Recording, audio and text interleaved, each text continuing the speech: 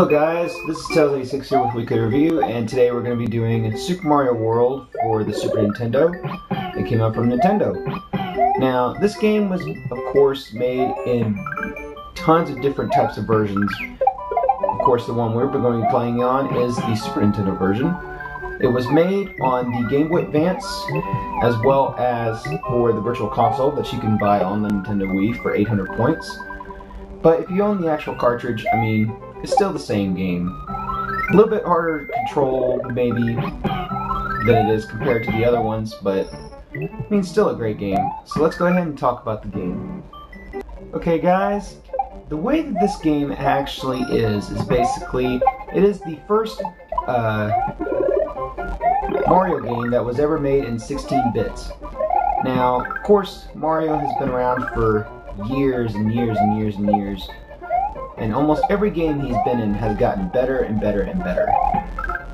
Now though, as I said, we're going to be just reviewing this one, and I'm going to talk a little bit about it. So, the story of this one is Mario and Luigi are on vacation in Dinosaur Land, and they go ahead and decide to bring Peach with them, but Peach is kidnapped, of course, by Bowser, King Koopa again, and it is up to Mario and Luigi to save Princess Peach and the Yoshis in Dinosaur Land from being overrun by Bowser and his Koopalings.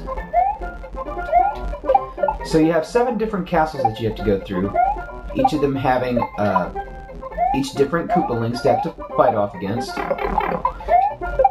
But you have the original power-ups from the original Mario games, including a couple new ones, as well as some pretty awesome animation in this game for a 16-bit game. But it's nothing about the graphics about this game that I always fell in love with. It was just the sense of gameplay. It went back to the traditional style, but also made it fresh and new looking. Of course, you also have some new other techniques like the spin jump technique,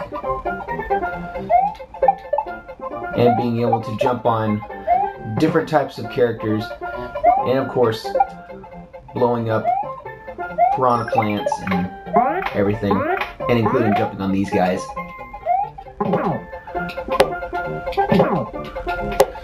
And every time you would end the stage, you would run over a checkpoint and try to get you some bonus stars. Now, when you got 100 bonus stars, you would start a mini game to get yourself some extra 1-ups, which you would definitely need later on in the game. But I don't know really what was so special about this game. I mean, I loved it so much. I mean, sadly, like I said before in one of my older reviews, that I never had a Super Nintendo before. I actually had a Sega Genesis, and I missed out on the golden age of gaming for Nintendo fans.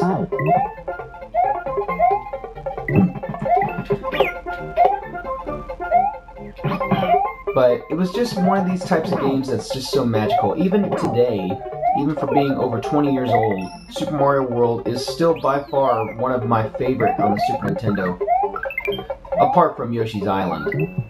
But sadly, I do not own the Super Nintendo version of that one. I own the Game Boy Advance version. Anyway, going off topic. In the game, as I said before, you get to be able to ride on Yoshis. Now, Yoshi's controls are pretty simple to maneuver. When you go ahead and land on him, you just go ahead and move around with the D-pad. You can use the Y button or the B button to be able to move him around. B button for jumping, Y button for eating apples or eating your enemies. Now, of course, you can't eat all enemies. Like the porcupine fish, you can't eat those. And you can't eat the chucks. That would have been cool, though. But you can still stomp on them. But also, in my opinion, this was also one of the most violent Mario games, in my opinion, because you would hit Yoshi to go ahead and make him swallow his enemies. Why would you hit Yoshi? You shouldn't hit a Yoshi. Yoshis are cool. Don't hurt Yoshis. Here's my philosophy. You hurt a Yoshi should eat you. That's my opinion. But anyway, this game has been one of the greatest games that Nintendo ever made for Mario. including, in my opinion, between the rivalry between Super Mario Bros. 3 and Super Mario World. There have been a lot of controversies between which game was actually better, being either this one or Super Mario Bros. 3.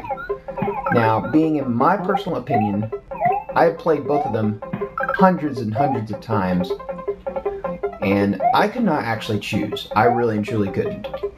Because, I mean, they both have just that certain type of flair with them that made them so special. So, I mean, to me, it's an even match. But both games are very well made. They're very fun. And for any age, any person that's of any age could enjoy this game and keep playing it day in and day out. Super Mario World is by far one of the greatest games ever created by Nintendo, and in my opinion, one of the best. Weekly Review gives this title a 10 out of 10. Thank you guys. Take care. Later.